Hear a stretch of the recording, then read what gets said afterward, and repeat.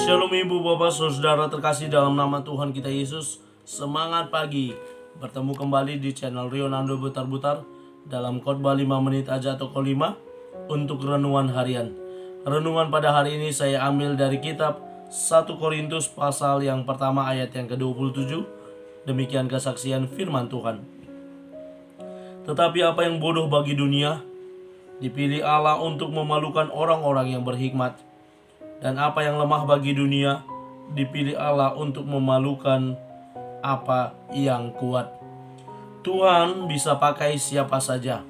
Ibu bapak saudara terkasih dalam nama Tuhan kita Yesus, saya pernah baca dalam sebuah buletin, dalam sebuah ruang kesaksian, ada seorang ibu yang menggendong anaknya yang sedang sakit di tengah jalan menuju ke rumah sakit. Sebelumnya si ibu sudah meminta pertolongan dari tetangga yang memiliki kendaraan untuk membantu dia untuk membawa ke rumah sakit. Namun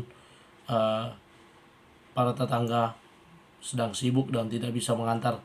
Demikian pula pendeta sudah ditelepon, namun pendeta sedang kedatangan tamu dan tidak dapat meninggalkan tamu-tamunya. Demikian juga orang-orang yang lain yang tidak bisa menolong si ibu. Jadilah si ibu pergi menggendong anaknya menuju rumah sakit yang berjarak kurang lebih 5 km. Dan di tengah jalan dia berpapasan dengan siapa saja, dengan orang yang kuat, orang yang sehat. Namun yang mengejutkan, ada seorang laki-laki yang kurang waras yang melihat si ibu dengan berat menggendong anaknya. Lalu dia mendekati si ibu dan memberi isyarat agar dia menggendong si anak tersebut dan membawanya ke rumah sakit. Dan benar, si pria tersebut pun langsung berlari dan si ibu mengikutinya sampailah mereka ke rumah sakit. Ketika dokter menanganinya dan setelah selesai berkata, seandainya terlambat 5 menit saja, si anak tersebut pasti tidak akan tertolong. Ibu bapak saudara terkasih dalam nama Tuhan kita Yesus, Tuhan mampu memakai siapa saja. Mungkin banyak kasus seperti ini. Kadang di luar prediksi kita ada orang yang kuat, ada orang yang lebih hebat yang mungkin bisa menolong kita, tapi justru yang lemahlah yang mampu menolong kita. Sama seperti yang dikatakan dalam nats ini, bahwa yang bodoh dari dunia ini dipilih Allah untuk memalukan orang-orang yang berhikmat. Bahkan yang lemah dari dunia ini dipilih Allah untuk memalukan mereka yang kuat. Kalau kita lihat dari sejarah Alkitabiah, bagaimana orang Israel yang berjalan di padang gurun, mereka keluar dari Mesir, dan kita tahu bahwa mereka bukanlah tentara-tentara yang hebat yang bisa berperang.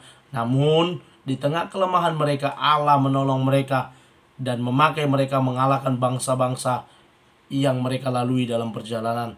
Bahkan yang lain, kalau kita ingat bagaimana kasus Daud mengalahkan Goliat. Daud adalah seorang gembala kecil, seorang yang masih kemerah-merahan, yang masih belajar menjadi dewasa atau masih meremaja.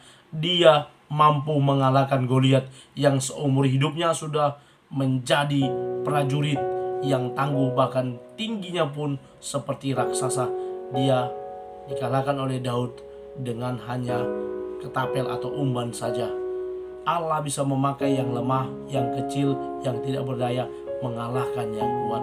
Karena itu ibu bapak saudara terkasih dalam nama Tuhan kita Yesus, melalui renungan hari ini mengingatkan kita di tengah situasi kita, keadaan kita yang lemah saat ini, mari tetap optimis, mari tetap mengandalkan Tuhan. Karena apa?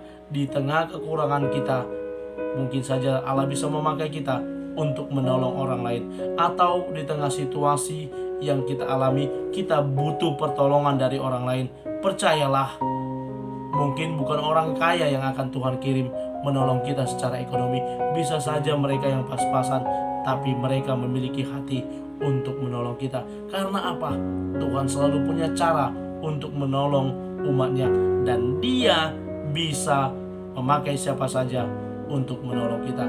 Karena itu ibu bapak saudara terkasih, apakah kita mau menjadi orang yang mau dipakai menolong orang lain, atau kita adalah bagian dari orang yang akan ditolong Tuhan melalui orang lain yang Ia pakai untuk memberkati atau menolong kita.